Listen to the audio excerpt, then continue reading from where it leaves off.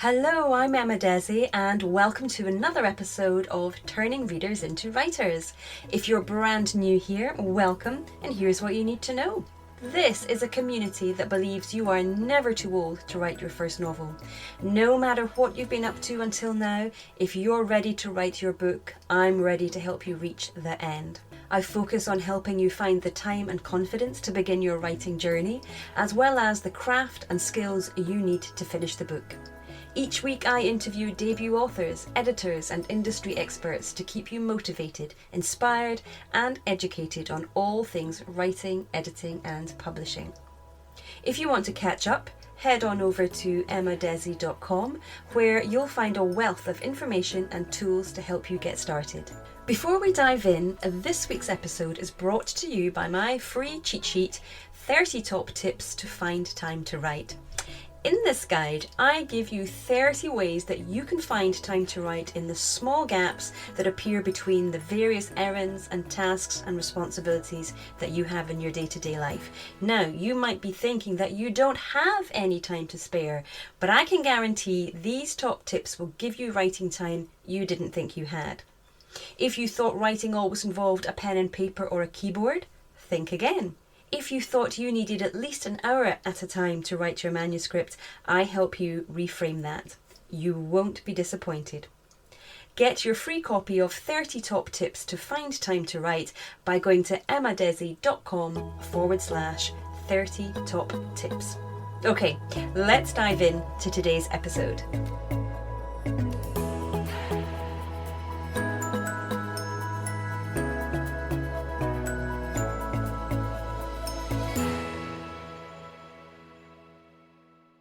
Ross Hartmann is the author of the best-selling storytelling book, The Structure of Story, and the creative director at Kingo, a storytelling school dedicated to teaching the fundamental principles of successful storytelling. His hobbies include writing, creating tools for writers, and learning the tools that help make a great story. So let's chat to Ross and find out a little bit more about the structure of story. Well, welcome, Ross, to the show. Thank you so much for being here. I wanted just to start off with asking you how you came to be in the world of storytelling. What brought you to fiction?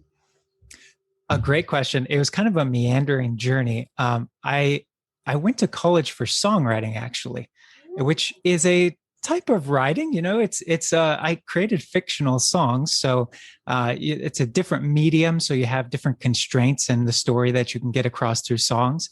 But writing has always been a part of my life, and after that, I was kind of pulled toward virtual reality. I've always been a tech guy too, and that got me into the world of filmmaking and screenwriting, which then led me to fiction writing and screenwriting and storytelling in general. So it's been a bit of a meander, but it's been fun. It's all been centered around bringing imaginary worlds to life, essentially. Mm-hmm. You're a true creative at heart, then. I'd like to think so. It's interesting, though. I feel like I'm an analytical creative, which is kind of an oxymoron, but that's how I like to approach it. Well, I've just been reading, or I'm in the middle of reading Sean Coyne's Story Grid. And he strikes me too as very much an analytical creative. So you're in good company. Oh, very good. Yeah, that's a great one. A great book. So I've just mentioned Sean Coyne's Story Grid, but you too have your own approach to the structure of story. That's your book that you published last year. So congratulations on that. Thank you so much. Appreciate it. And in it, you talk about there being tools to storytelling rather than rules to storytelling. So I wondered if you'd just share with us a little bit more about those tools and what they are. Yeah. So I feel like a lot of people approach stories or story analysis from the perspective of let's line up our top 100 favorite stories and look at what happens in them and find the commonalities between them, right? Like find the symptoms of what makes a great story. But I was thinking, like, what if we decided to approach it from first principles. Like instead of just looking at what the best stories have in common, we instead say, okay, what does a story actually need to accomplish? And can we take those core elements and build up from there? And from that, I kind of started with this idea that a story needs to, one, be interesting, right? Or it needs to engage the reader, engage the audience, make it so that we're not frustrated, we're not confused. And in other words, we don't just want to put the book down, right? So be engaged. And then secondarily, be meaningful. The story needs to be something that we take home with us, right? Like if you've got a story that's engaging but not meaningful, it might be something that gives you a sugar high. You have a fantastic time at the theater or you're reading the book, it's great. But then you leave the theater, you put down the book, and then it doesn't really stick with you. You don't really talk to anybody about it. It was a fun ride, but nothing really. But those life-changing books and those life-changing movies, those are the ones that have meaning in their core. So I take these two central concepts of be engaging and be meaningful. And I think of those as two buckets of tools that we can use. And those that are about engaging the audience are dramatic tools. And those that are about making the story meaningful are thematic tools. Right. And so from there, we can build up, okay, what are the tools we can use to create drama? What are the tools we can use to create theme, all toward that end of making it engaging and meaningful? And the tools then are kind of picked from the great stories to see how they can support those aims. Okay, I like that. It makes it feel that it's more fluid then, and depending on the type of story you're telling, you can pick and choose from those. So the buckets of tools that you've got, are all of those tools compulsory? Or can you, in fact, pick and choose the ones that you need depending on the story that you're telling? That's a fantastic question. And it's definitely not compulsory to use all of them. And I think that's a core piece of the idea, right? Because there's this idea in the book that I like to push over and over, like you mentioned, tools, not rules, because rules kind of imply that, well, this is a mandatory set of things that you must do in your story if you want any chance of being good. But that's not really a helpful approach, I feel like. I feel like the best approach is, what effect do we want to have on the reader? And what tools create that effect? And if we approach it that way, we can approach it in a way that really serves the story instead of serving like the 12-step beat sheet that we found online, right? And I mean, not to say that there's not a place for that. There definitely is. It can just be helpful to know that you have so many more options than you may realize. Like, for instance, there's this common piece of advice in the writing community that you must have an active protagonist. And I think broadly, that's a good guideline. But that does cut off some stories that you can tell, because there are some stories that have a passive protagonist, and they're good stories. The Graduate, for instance, the protagonist of that story is a relatively passive one. Things happen to him, but that story is driven forward by dramatic irony, which is a different tool than dramatic tension. And dramatic tension is the one that comes with, well, your character must be active. They must have a goal. They must go after it. Whereas dramatic irony is more like, well, I have a secret and I don't want anybody to know what it is. And the question is really, when or how will that secret be revealed? And that's what drives the story forward, right? So in that way, you can have other characters taking action. So it's, so many tools, so many opportunities. I love it. Oh, yeah, I hadn't thought about the sort of passive character in that way. Certainly, yeah, everything I've come across to date, I think anyway, has certainly been about the protagonist is the one who's taking the action, who's driving the story forward. And if they're not doing it, then there's no conflict and then there's no story. But actually, if I'm understanding you right, the passive character, there's still conflict, but it's coming from outside. But then there would still be internal conflict as well, would there not? I guess how they respond to what's happening to them. Does that make sense? It's absolutely. And so if we go back to that idea that all we really need to do is keep the reader engaged, right? And so we've got a list of tools that can help us do that. One is dramatic tension, where a character goes after a goal and pursues it. And then they come across obstacles and challenges, sometimes in the form of an embodied antagonist or a villain, sometimes just the antagonistic forces in the world. But and then sometimes they have internal dilemmas regarding the pursuit of that goal. But dramatic irony is when obviously the audience knows something that one or more characters doesn't. And there's this interesting situation with dramatic irony. It makes us want to stick around until that informational disequilibrium is resolved, essentially when the characters that don't know find out. So if the villain is waiting in the basement of the protagonist's house, we want to stick around and find out, okay, when is the protagonist going to find out, right? Yeah. And so dramatic irony in that way, you'll see this a lot with crime shows and generally anti-hero shows, where the protagonist is doing something forbidden or illicit or illegal. And there's always this underlying tension. Will they be found out? Mm-hmm. And that's something that really drives the energy of the show or the story.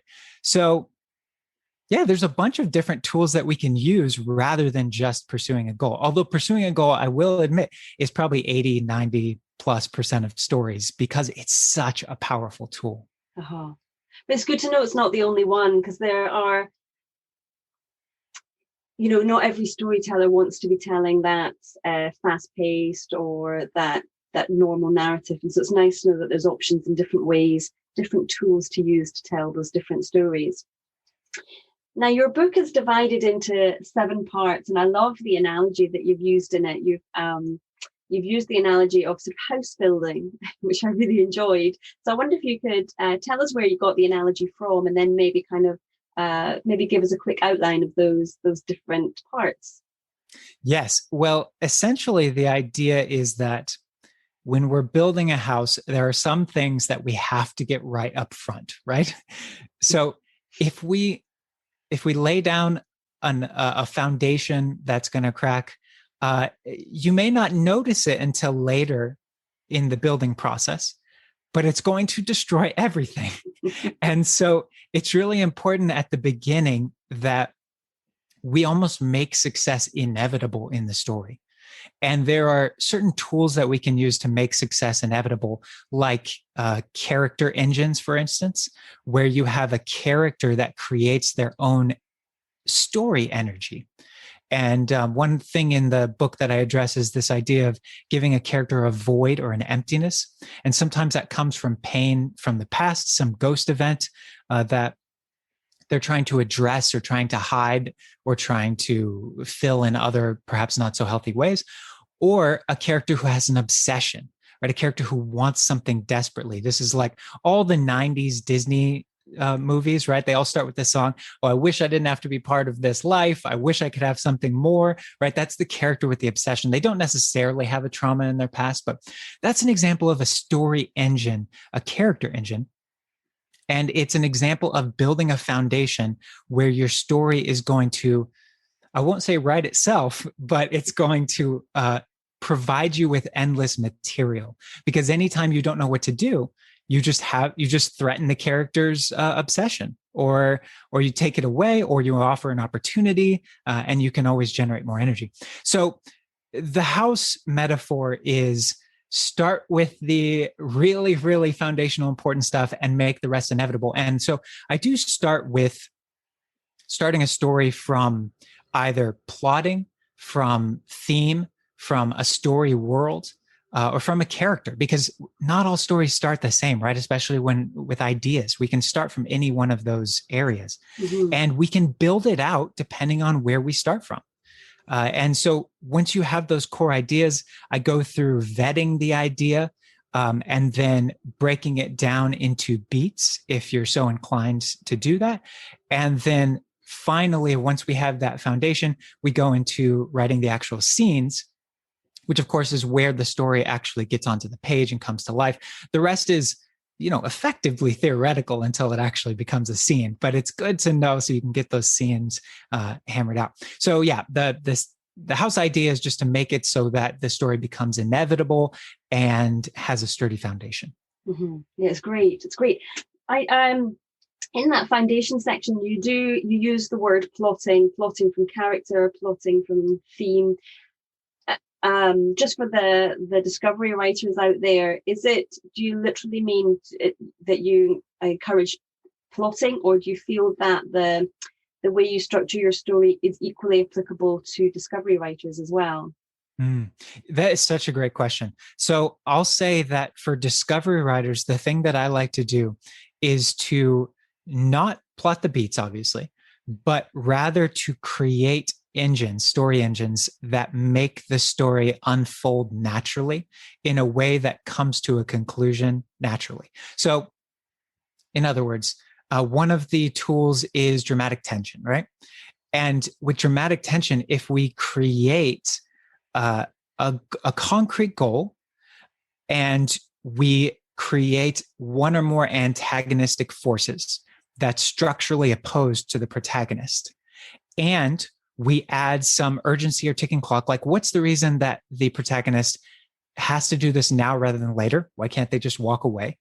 And then put something of deep value on the line, stakes, and then give the character a plan. How do they actually intend to accomplish that goal?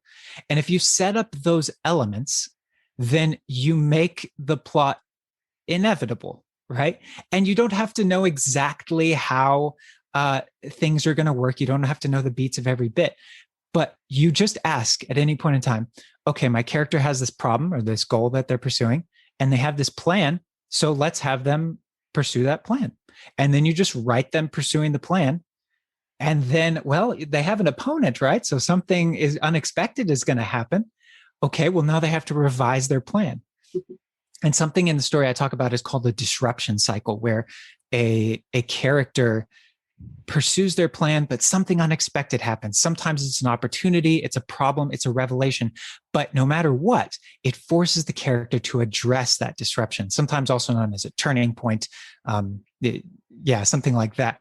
And the character then has to address it. They enter a reaction cycle, also known as sequels and interludes. And then from there, they form a new plan and take action. So for discovery writers, it's important to make sure that you have these foundational tools and engines, not so much that you know the exact beats, but so that you make the beats naturally inevitable. It's kind of like you plant a seed that will make the plant inevitable, right? Yeah. And you don't have to know the whole growing process, but it will work. Yeah. I think that's sort of similar to, because I'm a discovery writer, and I try to just to give myself a few signposts. So as long as I know where I'm starting and I've got an idea roughly where what's going to happen in the middle, and then I have an idea of what I want the end to be, then that gives me just enough to keep me going in the right direction, enough of an engine to keep me ticking along, and we see what happens as I go along. Sometimes it breaks down, but sometimes it keeps going and I get to my destination. So I like that. I like that idea of the engine. Another interesting thing that you talk about in the book, which I love this idea, is that you talk about story patterns. And so how might we decide what is a story pattern, first of all, and then how might we decide which pattern is right for the story that we're telling? Such a great question. And this kind of goes into the idea of beats, which maybe we can touch on more in a bit. But with story patterns, it does depend on, there are patterns everywhere in stories, right? And, the hero's journey, of course, is probably the most well-known. And there are beats for that pattern, beats that make up the different patterns. And it sounds kind of confusing, but it's really, all it means is just the stuff that needs to happen in order to meet the pattern, right? So if you want to tell a Cinderella story, there are certain things that need to happen in order for it to be a Cinderella story. And likewise, if you want a rags to riches, there are certain things that need to happen. And there are different types of character arcs too. So what I like to do is kind of like yourself, have those key moments that are known. You don't necessarily have to outline every scene, but okay, the protagonist is going to start with this moral weakness. They've had some trauma in their past, and that comes out in defense mechanisms, and it's negatively harming their relationships. Now, I know by the end of the story, I want them to learn this lesson. I want them to be able to address their past, to know that it was real, but it's not their fault, and that they can have healthy relationships by learning this particular lesson, right? Mm-hmm. And so now throughout the story, I have to have them confront their past, essentially, mm-hmm. and have them learn from it, whether that's in the form of another character, like an influence character, a therapist. That's a very common archetype that helps a protagonist change. But all of this is a positive character arc, and that's one type of pattern. And of course, there are negative character arcs. There's the corruption arc. There's the disillusionment arc. In a sort of positive character arc, there's the redemption arc, right? You start with a villain, and they work on redeeming themselves throughout. But these are all story patterns that have different beats or different things that need to happen in order for us to satisfy that pattern. And again, like all the tools, patterns have different effects on the audience. So some readers love corruption arcs, and there's a certain effect and a certain feeling you get from a corruption arc. And from watching Breaking Bad or The Godfather or the story of Darth Vader, right? You get a certain feeling from it, and it's different than Woody from Toy Story or Marlin from Finding Nemo. And that's perfectly fine, but it's important to know what emotion we want to convey and what kind of pattern would best help convey that emotion. Mm-hmm. Oh, yes, I like that. Now, you've mentioned it a couple of times, and this is quite a selfish question because it's something I've never been 100% sure about. So I'd love for you to answer it for me, because we hear a lot about beats, and that some people really love to plot down to the beat and others don't. But could you tell me a little bit more about what a beat is? And I think you have kind of answered the second part of my question. Once a writer's decided on the pattern that they want to use, are there certain beats that they use within that pattern, which I think you've kind of answered. The beat sheet is a term that we've heard of. So what is a beat? Because is it a scene, or is it smaller than a scene, or is it a compilation of a few scenes? Fantastic question, because this is something that always tripped me up, and it's glad one. I'm not alone.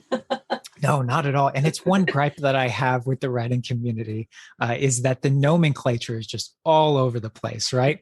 Like different people use different terms to mean different things. And how are we ever supposed to come to the same learning? The learning just makes it so much more difficult when you approach it that way. So, okay.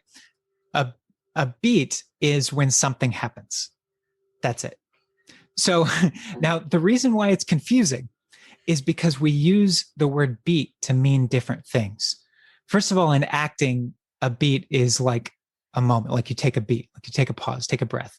Mm-hmm. But we also use beats to mean, we use a beat in dialogue, right?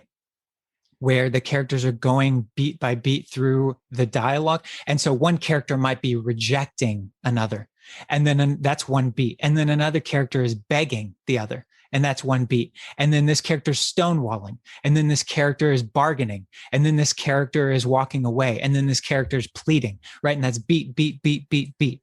And in that sense, a beat is just an action, or it's a strategy in dialogue to get what one wants.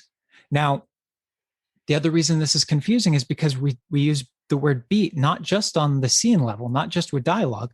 We use it broadly in a story, right? When we're structuring a story, the beat sheet. And that just means something happens. So, and it's implied that it's something significant that happens, but significance is relative.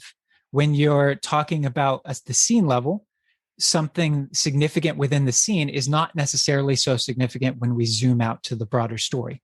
And that's why beat just means something that's relatively significant happening. And so when you have the hero's journey, or almost any story structure, you have the inciting incident, right? Mm-hmm. Which is a thing that typically people say it happens around the 10% mark, and it's the thing that kicks off the events of the story. That's a beat. But then you've also got the plot point one, the lock-in moment. I think some people call it the predicament.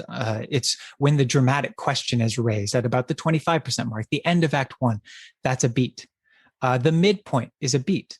The crisis moment, the big turning point at the end of Act Two, 75% mark, that's a beat. The self-revelation is a beat. The climax is a beat. And a beat just means something that happens. Okay. It feels like it's kind of like, so either it can be dialogue or it can be action. It can be one line, it can be a scene, but essentially it feels like it's an emotion that's being conveyed that turns the story in one way or another. Yeah, I think that's a great description of it. And, we can also look at it if we're just, let's say that we're heavy plotters, we're heavy outliners, and we're outlining Act One. Well, there are going to be more beats in Act One than just the inciting incident and just the end of Act One. Okay. Because there are beats that get us to the inciting incident. There are setups that have to occur. There's the refusal of the call, right, in the hero's journey. And that happens after the inciting incident, but before they accept their journey. And that's a beat. And so it does depend on what level we're looking at. This is one reason why it can sometimes be helpful, not necessarily to think in terms of beats. I speak in terms of beats when I'm talking about story patterns, because that's how we kind of define a character arc. A positive character arc is the character starts with this moral weakness. We have to dramatize that, right? That's a beat. That's something that needs to happen. Then at the midpoint, they learn some lesson, or they start to see how life could be if they change their ways.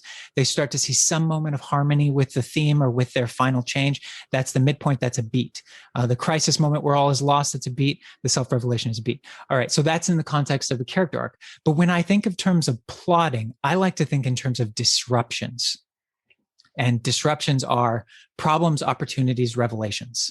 So the inciting incident, I don't personally think of it as a beat. I think of it as a disruption. Okay. It's something that occurs that presents an opportunity, a problem, or a revelation. Same with the moment where the character solidifies their goal. Something has to happen. It's a problem, an opportunity, or a revelation. It's a disruption. It's a turning point. Turning point, beat, disruption, they're all the same word for kind of the same idea. Something significant happens, like you said, that turns the story in a certain direction. That's so helpful. Thank you. Of course. It's true. Certainly, as I continue along my own learning journey with writing, I've come across it that other different people, different teachers have their own terminology for what essentially is the same thing. I think James Scott Bell's The Doorways confused me for a long, long time until I realized, oh, that's an inciting incident. That's him. That's us moving into the kind of storyline now. Yep. So I'm always learning. So thank you for sharing that with me. No, absolutely. It's such a great question. And I think it's also exacerbated by the fact that some writing teachers love metaphor a lot, right? So they'll say, it's when the fish jumps out of water, and they just describe it all through metaphor, which is great for getting in there the first time, but it's hard for solidifying the ideas. Mm-hmm, mm-hmm. Yeah. So, okay, we've got the beats. So Part 7 of the book is about scene writing. And so what for you makes a good scene? What are the kind of the crucial tools that we would need to incorporate within a scene to make it work and to help it keep moving a story forward, or making sure it earns its place in the story?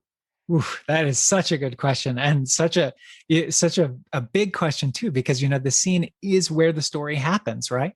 And so anything that you've outlined in your beat sheet or your outline, or any sort of thing you've given to the character's background, that's not real unless it comes out in a scene, right? Mm-hmm. So what I like to start with is first asking, okay, what does the scene need to accomplish? Just in the same way I ask that for stories. What does the story need to accomplish? It needs to be engaging and meaningful. What does the scene need to accomplish? And different scenes need to accomplish different things. So I will start by saying that scene is another word we use broadly that can mean a couple different things. And then there's another way we use scene, which is more specific. and it doesn't mean that other scene. So broadly speaking, a scene is some period of time and location in which something happens, right? Mm-hmm.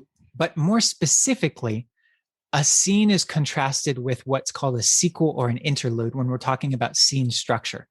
And in that sense, a scene is when there's a meaningful disruption, or in other words, a turning point.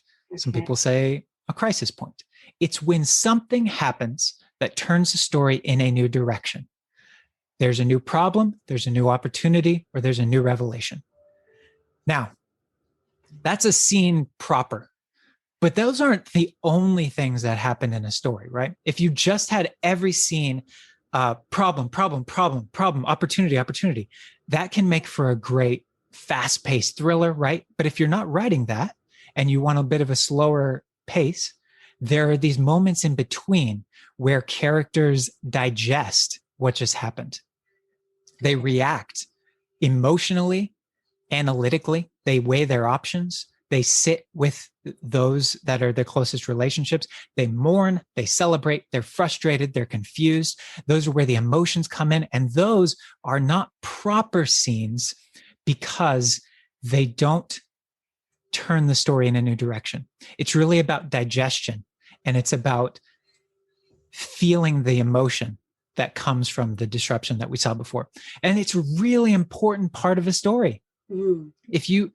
this was one of, unfortunately, the complaints with the latest Star Wars is that it was just action, like just revelation. Something terrible would happen and the characters wouldn't take half a second to think about what it meant or why it mattered. And so consequently, it can start to feel, the disruptions or turning points can feel less significant. So there's scenes and there's sequels. There's the disruption and there's the reaction. So we have to think about, what does our scene need to accomplish? And then this is where dramatization comes into play, right? So there's a piece of information we want to convey. Let's say we want to show that our character is selfish. Well, the question then is, how do we show that? How do we put that on the page? And the scene is, of course, where we get this idea of show, don't tell. This is where we want to dramatize and not summarize. I will broadly say that there are times where we do want to tell. It does have its place, but showing is a good idea too. So when we are going through scenes, there's a bunch of different tools that we can use.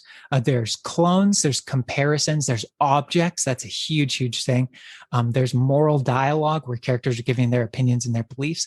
And comparison is one of the biggest ones. But that's all for conveying information. There was this story that I thought was a fantastic example of show, don't tell using comparison. All right. So there's this husband and wife, husband and wife on in an elevator, and the husband and the wife both look like they hate each other, because they do. And they're over it. And he still has his hat on, where, let's say it was back in the 20s or 30s, he should have taken his hat off in the elevator or something. And then the elevator doors open and this beautiful woman walks in, and the man perks up and smiles and takes off his hat. Okay. So that right there just tells you a few things about the guy, but it also tells you a few things about their relationship. And that information can all be conveyed silently. You don't need any dialogue to do that. That's clever. That's dramatization. That's scene work. It's beautiful. Yeah. In fact, just you describing that there, I immediately had this image in my head of a guy whose face lights up and the hat comes off and the wife next to him. Yeah, the wife scowls at him, right? Yeah, yeah. Exactly. So that's kind of use of an object, did you say, of how we can dramatize? Yes. And you can give meaning to objects, right? And then you can bring those objects back in later scenes. So now the hat has some significance. So if you brought it back in another scene, we would be reminded of that previous moment. And so now it has some meaning when tied to their relationship and how he feels about her and vice versa. So it's objects are a brilliant thing to do with scenes as well. Can you give us an example of another, not an object? You mentioned a few things there. I wonder if you could give us another example. Yeah. So one is reaction, which I really love. And this is used great in The Silence of the Lambs. I will say, actually, comparison is another great tool. And that was used in that last example I gave, where we compared how he treats her versus how he treats this other woman. And so we just show a comparison with how a character acts in one situation versus a similar situation. And that tells us what they value. But reaction is huge. Okay. So in The Silence of the Lambs, Clarice is going to meet Hannibal Lecter for the first time. And she's warned over and over, this guy is dangerous, right? Everybody tells us, don't let him get inside your head. He's going to destroy you, basically, right? Incredibly dangerous. And so we haven't seen him. We don't know anything, but how the characters react is a way for us to understand something about this character. And then when she's walking down the hallway, she sees all sorts of terrible prisoners in the jail, and they're just one after the other is more terrible than the last, and just saying crude things and just acting immorally. And we finally get to him, and he's just standing there, and he's not saying anything, but we know he's at the end of the hallway. That's comparison too. He is worse than all these other criminals that we thought were so bad. So we're making use of both comparison in there and reaction. There's so many great tools for conveying information, and like how they treat him too. They don't just walk him out of his cell. They put him in a straitjacket with a mask on, and they tie him to a dolly, and so he doesn't even get to walk. So that's all conveying, this is a dangerous guy. We don't actually even have to see him do anything. It's just all through reaction. Uh-huh. Oh, it's a long time since I've watched that movie, but now that you're talking about it, I can picture it. I might have to go back and rewatch it. Such a great one. Yeah. See those examples. Oh, well, that's been wonderful. Thank you for talking me through the structure of story, through the different parts, and particularly about the beats and the scenes. I've loved learning about that. Thank you so much. Oh, so fun. Thank you so much. So I know that the structure of story, that's just one part of what you do. The book itself is just one part of what you do. And you also have a website called Kingo. I have to admit, I'm intrigued by the name because it's KIINGO. Where did the name come from? Yeah, it's a couple of things. One is just the core idea comes from creative lingo, like just the nomenclature of creativity and broadly speaking, creating stories. But the double I is because the URL is available, and I really like the double I too. So Fair enough. I'll have to come up with a better reason, but I like it, honestly. It's kind of fun. Make a smiley face in there somewhere. Yeah, no, it's great. It's great. And Kingo Creative, I think, is the kind of the name of the website. Yeah. So Kingo.com. Yeah. Yeah. Say that again. Sorry. Oh, Kingo.com. Exactly. Kingo.com. And then Kingo Creative is the handle I use on most social media. Exactly. So tell us about Kingo. What are kind of the other things that you do? Because I know you've got a course, there's a podcast, but you've also kind of got other things in the mix as well. Yes. Okay. So broadly speaking, it's just tools to help writers. So if you're a writer and you want to become a better writer, we're here for you. So we do that in a couple different ways.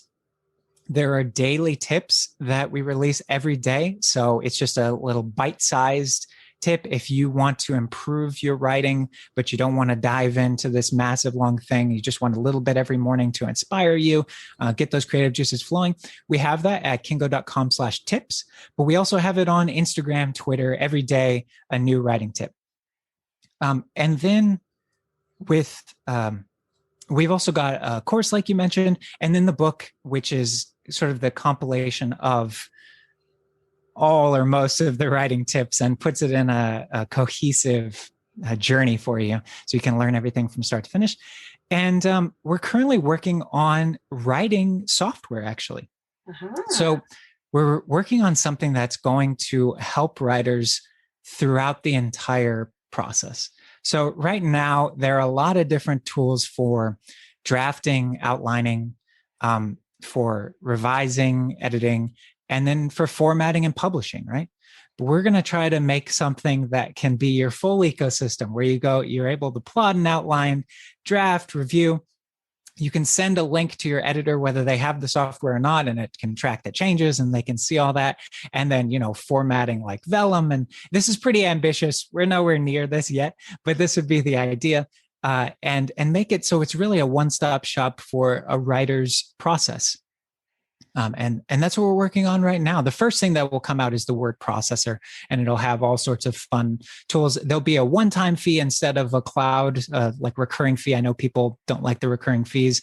There's syncing across devices, all the different devices, and version history and everything. So it should be cool. It should be cool. Yeah, that sounds ideal, because it is not frustrating, but there is so much out there that you have to have this software for that, this software for this. Yeah. Have it all in one place where you can just do the whole process in one thing and then send it off to be, if you're doing ebooks, to send it off and be uploaded. Perfect. I love the idea that you can send it to your editor and do the track changes. That sounds great as well. That's wonderful. Do you yet know when the first phase is going to be released? A great question. So for the actual writing processor, we're targeting an alpha release in May of 2021, in case you're listening to this in the past. And then a couple months after, we'll do a beta. And then what I also want to do is make sure that there's a mobile app available too, because I know some people like to write on the go. Yeah. That's the target right now. There's going to be a lot of missing features in the beginning, but I would love just to get everybody's feedback and know what is in your dream writing software. What do you want to see? And hopefully we can integrate that. So if anybody listening does have, if they do have an idea about what they would like to see, do you want people to get in touch with you and let you know? Please. Yes. What's the best way for them to do that? They can contact us on Kingo. Just go to kingo.com, kiingo.com/contact. You can also contact us through, Instagram, Kingo Creative, KIINGO, Facebook, Twitter. They're all the same handle. Cool. I shall link to those in the show notes. And are you looking for, when the beta comes around, have you already got people in place, or are you looking for people to beta test it for you? I've got a couple in place, but I am open. If you think that you are a good fit for this and you think you could provide some great feedback, then I would definitely be open to it. Yeah. Okay, cool. Brilliant. So that's what you're working on at the moment. And so if people want to make contact with you, you've mentioned a few places there, but where's the best place to get in contact with you? Yeah, I think, Instagram is probably the fastest, but kingo.com/contact. I'll also reply to that probably within 24 hours. So kingo.com is where all the latest stuff happens if you want all the news and everything. KIINGO. Get those two I's in there. Lovely. Oh, well, it's been a pleasure speaking to you. I've really enjoyed our conversation today. Thank you so much for your time. You too, Emma. This was just fantastic. Thank you for having me on. Really appreciate it. Your website is such a resource, and I'm excited for what you're doing in the future, helping writers so much. So thank you. Thank you again. Oh, thank you. Well, that's it for this week. I hope you found it useful. If you're interested in becoming a part of a safe and friendly community of like-minded writers who want to write their first novel, go to my Facebook group at emmadesi.com/turning readers into writers. I can't wait to see you in there. You can find the show notes for this episode and all the others at emmadesi.com/podcast. Thanks again for joining me, and I can't wait to get to know you better soon.